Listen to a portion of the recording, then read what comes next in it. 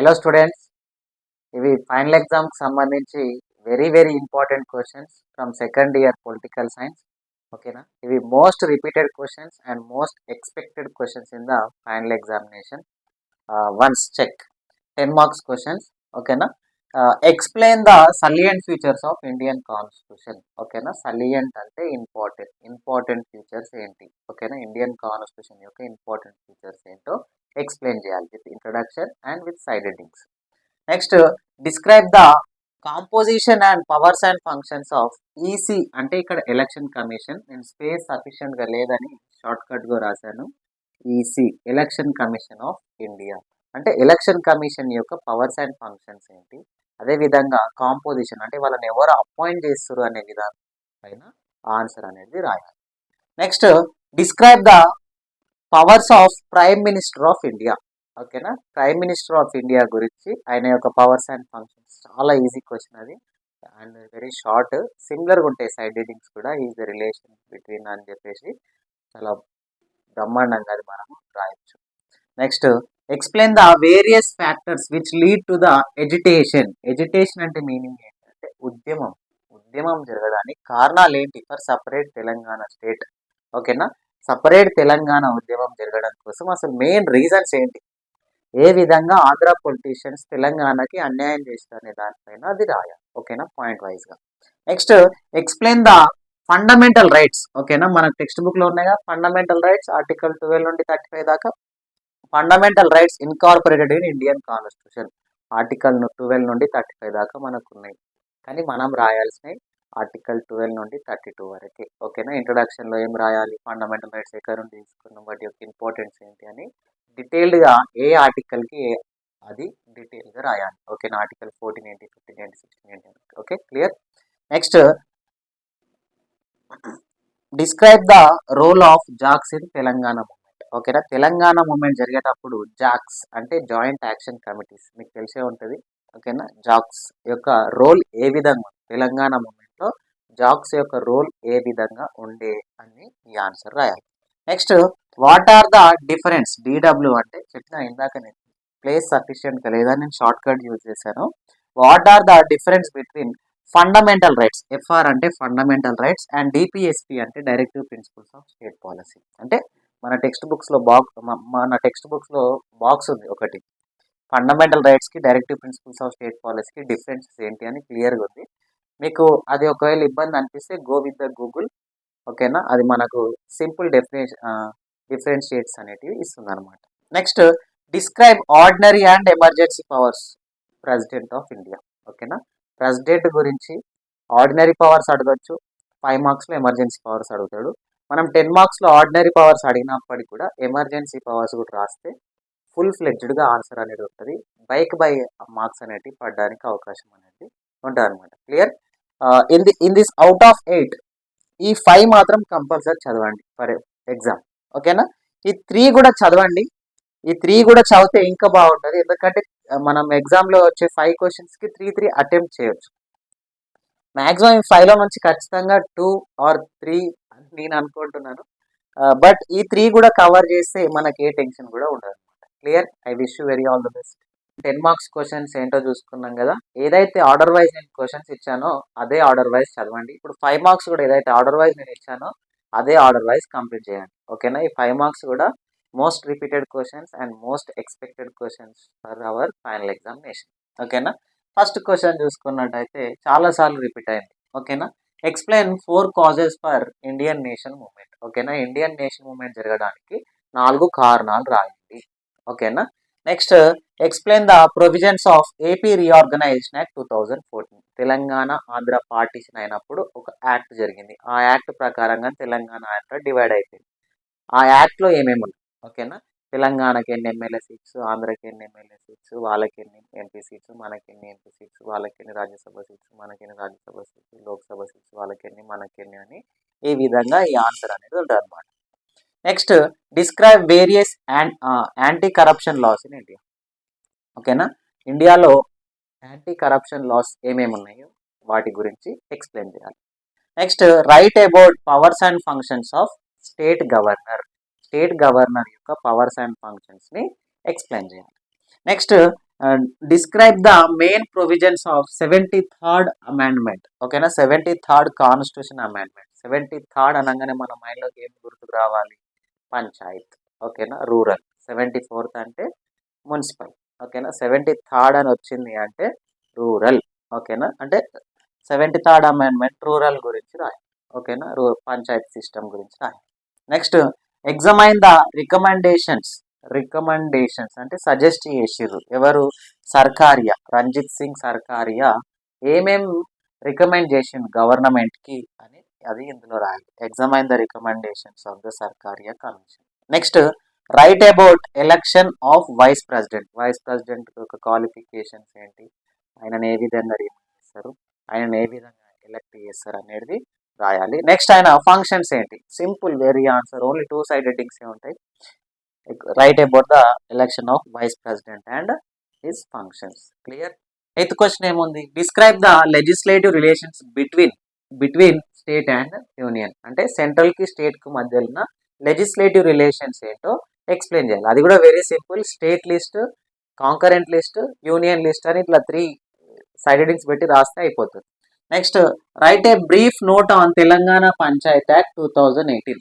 ఓకేనా, 73rd amendment ఏదైతే ఉందో కొంచెం సిమిలర్గా ఈ ఆన్సర్ కూడా ఉంటుంది. 2018 ఒక్క 2-3 చేంజెస్ తప్ప ఒక ఆన్సర్ నేర్చుకుంటే ఇక్కడ కూడా మీకు యూస్ఫుల్ అవుతుంది.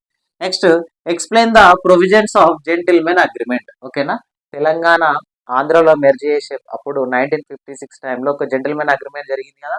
ఆంధ్ర నుంచి 4 మెంబర్స్, తెలంగాణ నుంచి 4 మెంబర్స్ ఢిల్లీలో కూర్చొని డిస్కస్ చేశారు కదా. ఆ అగ్రిమెంట్ ఏంటి, వాళ్ళ నేమ్స్ ఏంటో రాయాలి.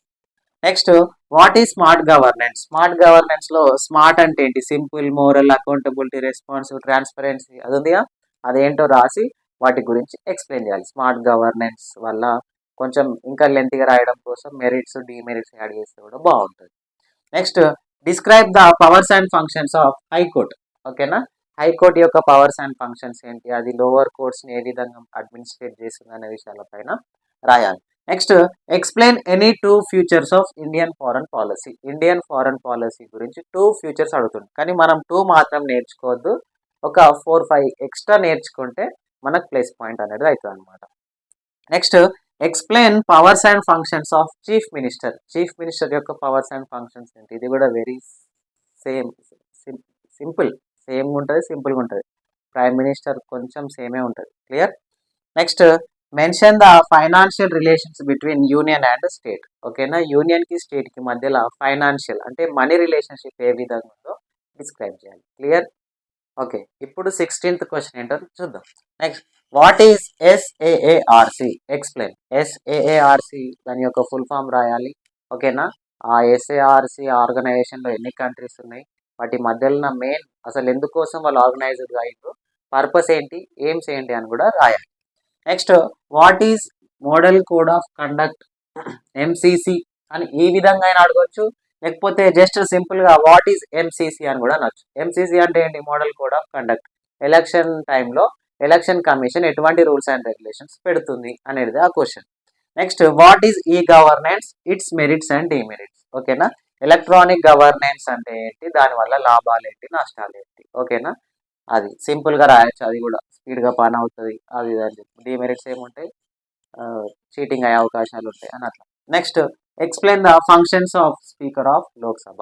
అంటే ఫంక్షన్స్ అంటే ఏంటి, ఆయన యొక్క పవర్స్ ఏంటి. స్పీకర్ ఆఫ్ లోక్సభ, లోక్సభ యొక్క స్పీకర్ యొక్క పవర్స్ అండ్ ఫంక్షన్స్ ఏంటి, మీటింగ్స్ పెడతాడు, క్వశ్చనింగ్ అవర్ ఇస్తాడు, ఇట్లా సింపుల్గా. Next, write about the functions of supreme court of India. ఈ క్వశ్చన్ 5 మార్క్స్కి రావచ్చు లేదా 10 మార్క్స్కి రావచ్చు. 19th వరకు మాత్రం ఖచ్చితంగా చదవండి 19 క్వశ్చన్స్. ఈ 3 క్వశ్చన్స్తో పాటు ఇంకొకటి ఇండిపెండెన్స్ యాక్ట్ 1947, ఇది కూడా రిఫర్ చేయండి, ఎందుకంటే అడిగే ఛాన్సెస్ ఉన్నాయి, అడగక చాలా ఇయర్స్ అవుతుంది. So once go with that question also independence act 1947. 19th వరకు అయితే ఖచ్చితంగా చదవండి. ఈ 3 కూడా చదవండి ఆప్షనల్గా. ఓకేనా, జస్ట్ చూసుకోండి, ఒక ఐడియా అనేది మనకు ఉండాలి ఎగ్జామ్ హాల్కి వెళ్తున్నామంటే. ఏంటి, right about the functions of supreme court of India. ఓకేనా, సుప్రీం కోర్ట్ ఆఫ్ ఇండియా అంటే ఏంటి, దాని యొక్క పవర్స్ అండ్ ఫంక్షన్స్ ఏంటి, సింపుల్గా ఉంటుంది అది కూడా. Next, describe the composition and powers of జిల్లా పరిషత్ ఇన్ తెలంగాణ. జిల్లా పరిషత్ ఇన్ తెలంగాణ గురించి రాయమంటున్నాను. ఇది కూడా ఒకసారి చూసుకోండి, అంటే ఛాన్స్ ఇవ్వద్దు. Next, what is the composition of the security council? ఓకేనా, ఇది లాస్ట్ చాప్టర్. సెక్యూరిటీ కౌన్సిల్, యుఎన్ఓలో సెక్యూరిటీ కౌన్సిల్ ఉంటుంది కదా, ఆ సెక్యూరిటీ కౌన్సిల్ యొక్క కాంపోజిషన్ అంటే ఏ విధంగా అది ఫామ్ అవుతుంది, and describe to powers and functions, దాని యొక్క పవర్స్ అండ్ ఫంక్షన్స్ ని ఎక్స్ప్లెయిన్ చేయమని అంటుంది. ఇవి 5 మార్క్స్ క్వశ్చన్స్. ఇవి మాత్రమే కాదు, మీరు ఇంకా ఎక్కువ చదివితే కూడా బాగుంటుంది. వీటిపైన కూడా డిపెండ్ అవ్వండి, అవ్వకండి అని అంటలేదు, కంప్లీట్గా మాత్రం వద్దు. 19th క్వశ్చన్స్ వరకు అయితే చదవండి, చూసుకోండి. ఓకేనా, ఎక్స్ట్రా మీరు కూడా ప్రిపేర్ అవ్వాల్సి ఉంటుంది. ఓకేనా, ప్రిఫర్ చేయాలి టెక్స్ట్ బుక్ క్వశ్చన్స్ కూడా, అండ్ నేను ఇచ్చిన క్వశ్చన్స్ కూడా ప్రిఫర్ చేయండి, ప్రిపేర్ అవ్వండి. All the best. ఓకే, ఇందాక మనం 10 మార్క్స్ క్వశ్చన్స్ డిస్కస్ చేసుకున్నాం, 5 మార్క్స్ క్వశ్చన్స్ డిస్కస్ చేసుకున్నాం. ఎంత పర్ఫెక్ట్ రాసినా వాటిలో బైక్ బై రాకపోవచ్చు, కానీ 2 మార్క్స్లో మాత్రం బై మార్క్స్ వచ్చే ఛాన్సెస్ అనేవి మనకు ఉంటాయి. ఎందుకంటే జస్ట్ 2 మార్క్స్ యొక్క ఇంటెన్షన్ ఏంటి, అదేంటి అని అడుగుతుండు మనకు, అంతే. జస్ట్ సకల జనుల సమ్మె అంటే ఏంటి అని ఒక 4 లైన్స్లో రాసి సరిపోతుంది. 2 మార్క్స్ పర్ఫెక్ట్గా 15 కానీ మీరు రాసిర్రు అనుకోండి, 30 అవుట్ ఆఫ్ 30 ఈ సెక్షన్లో మీకు వచ్చేస్తాయి. దానికి సంబంధించి ఇంపార్టెంట్ క్వశ్చన్స్ ఏవి? ఫస్ట్ క్వశ్చన్ ఏంటి, సకల జనుల సమ్మె. తెలంగాణ మూమెంట్లో వచ్చి సకల జనుల సమ్మె అంటే ఏంటి, all people strike. Next, Mulki rules. ఓకేనా, అది కూడా తెలంగాణ మూమెంట్లో. Next, any 4 fundamental duties. Any 4 fundamental duties అంటే సెకండ్ చాప్టర్లో నుండి. నెక్స్ట్, లోకయుక్త. ఓకేనా, Lokayukta is central state level body, first మహారాష్ట్రలో వచ్చింది. ఓకేనా, లోకయుక్త అంటే ఏంటో రాయాలి. నెక్స్ట్, గ్రామ సభ. ఓకేనా, గ్రామ సభ అంటే ఏంటో రాయాలి. Next, what is national voters day? Sorry, when is national voters day? What కాదు, when is national voters day ఎప్పుడు చెప్పండి, ఒకవేళ తెలిస్తే కామెంట్లో ఆన్సర్ చెప్పాలి. Next, list the main organs of UNO.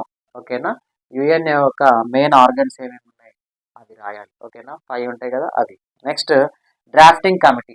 Drafting committee అంటే ఏంటి, దాంట్లో ఎంతమంది మెంబర్స్ ఉన్నారు, డ్రాఫ్టింగ్ కమిటీ ఎప్పుడు ఫామ్ అయింది, వాళ్ళు ఎప్పుడు కాన్స్టిట్యూషన్ని సబ్మిషన్ చేసారు, అవన్నీ దాంట్లో రాయాలి.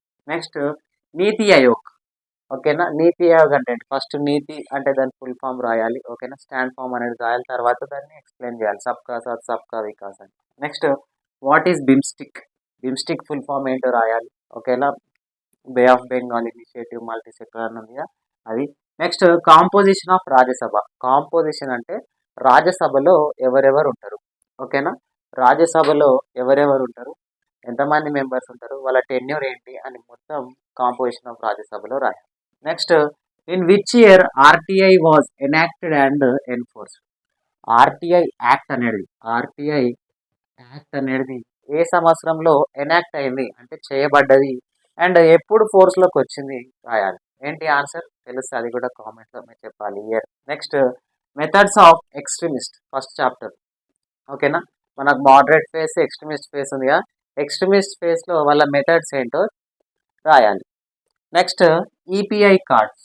ఈపీఐ కార్డ్ అంటే ఏంటి, ఎలక్ట్రానిక్ ఫోటో ఐడెంటిటీ కార్డ్స్. ఇవి ఏ ఇయర్లో వచ్చినాయి, ఏ ఎలక్షన్ కమిషనర్ తీసుకొచ్చిరని రాయాలి. Next, demerits of collation politics. ఓకేనా, కోలేషన్ పాలిటిక్స్ వల్ల నష్టాలు ఏంటి, ఓకేనా, డిమెరిట్స్ ఏంటి. Next, what is Panchsheel? అసలు పంచశీల్ అనేది ఏ కంట్రీస్ మధ్యలో అగ్రిమెంట్ అయింది చెప్పండి, India and China. Very good. Panchsheel అనేది నెహ్రూ ఉన్నప్పుడు ఇండియాకి చైనాకి మధ్యలో అగ్రిమెంట్ అనేది జరిగింది. అంటే దాని యొక్క 5 ప్రిన్సిపల్స్ ఉంటాయి. పంచశీల్, పంచ అంటే ఎంత 5. ఓకేనా, 5 ప్రిన్సిపల్స్ అగ్రిమెంట్ ఉంటుంది, ఆ 5 ఏంటో రాయాలి. Next, composition of electoral college. ఓకేనా, ఎలక్ట్రల్ కాలేజ్ అంటే ఏంటి, those people who are participate in the indirect elections is called electoral college. ప్రెసిడెంట్ని, వైస్ ప్రెసిడెంట్ ఎవరు ఎలక్ట్ చేస్తారు, ఎలక్ట్రల్ కాలేజ్ వాళ్ళు. అంటే అదేంటి అని మీరు క్లియర్గా రాయాలి. ఓకేనా. ఓకే, 18th క్వశ్చన్ ఏంటో చూద్దాం. Appointment of chief minister. Chief మినిస్టర్ని ఎవరు అపాయింట్ చేస్తారో, ఆయన టెన్యూర్ ఏంటి, అసలు రూలింగ్ పార్టీ నుండి చీఫ్ మినిస్టర్ అవుతారా లేకపోతే అపోజిషన్ పార్టీ నుండి చీఫ్ మినిస్టర్ అవుతారా అందా అంటారా. Next, characteristics of terrorism. అంటే టెర్రరిస్టులు ఎవరిపైన అటాక్ చేస్తారు, ఎందుకోసం అటాక్ చేస్తారు అని వాళ్ళ క్యారెక్టరిస్టిక్స్ రాయాలి. Next, mayor. మేయర్ అంటే ఎక్కడ పొలిటికల్ హెడ్, ఆయన టెన్యూర్ ఏంటి, ఆయన ఎన్ని మంత్స్కి ఒకసారి మీటింగ్ పెడతాడు అని చెప్పేసి దీంట్లో రాయాలి. Next, whistle blowers. Whistle blowers అంటే ఎవరు విజిల్ బ్లోవర్స్ అంటే the persons who disclose the activity of unlawful activities, corruption activities is called a whistle blowers. ఓకేనా, అదేంటో మీరు రాయాలి. Next Hyderabad as a common capital. Telangana Andhra partition అయినప్పుడు 10 years వరకు, not extending more than 10 years, 10 years వరకే Hyderabad consider as a common capital అని రాయాలి answer. Next what is electronic voting machine అని ఈ విధంగా అయినా క్వశ్చన్ అడగొచ్చు, లేకపోతే ఈవీఎం, వాట్ ఈజ్ ఈవీఎం అని అనొచ్చు. ఏ ఇయర్లో వచ్చినాయి, ఫస్ట్ ఈవీఎంస్ పెట్టి ఎక్కడ ఎలక్షన్స్ జరిగినాయి అని చెప్పేసి దీంట్లో రాయాలి. Next assembly speaker, assembly speaker ఎవరు, వీలైతే మంచి మార్క్స్ రావడం కోసం కరెంట్ మన అసెంబ్లీ స్పీకర్ ఎవరో ఒకటి రాస్తే ఇంకా బాగుంటుంది. ఆయన పవర్స్ అండ్ ఫంక్షన్స్ ఏంటో కూడా.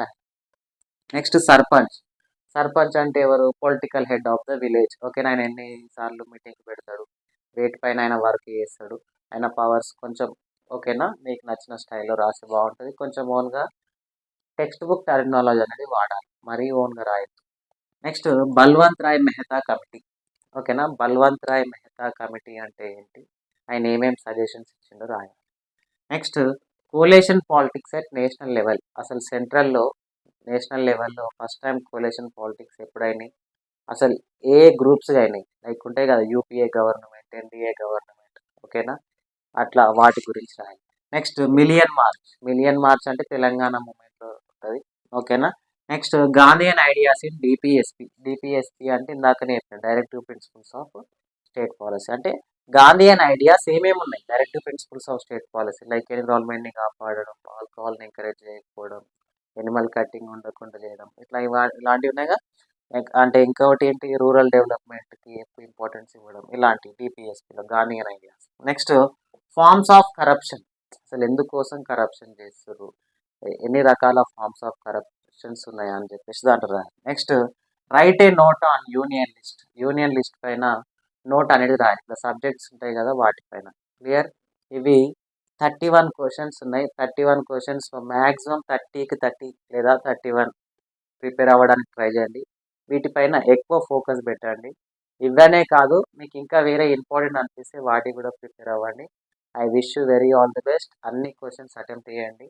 అన్నీ అంటే కంప్లీట్ క్వశ్చన్ పేపర్ కాదు. ఫర్ ఎగ్జాంపుల్ ఇప్పుడు 10 మార్క్స్ 3 రాయాల్సినవి ఉంటాయి, 3కు 3 అటెంప్ట్ చేయండి. 5 మార్క్స్కి 8 రాయాలి కదా, 8కి 8 అటెంప్ట్ చేయండి. 2 మార్క్స్కి 15 రాయాలి కదా, 15కి 15 అటెంప్ట్ చేయండి. ఓకేనా.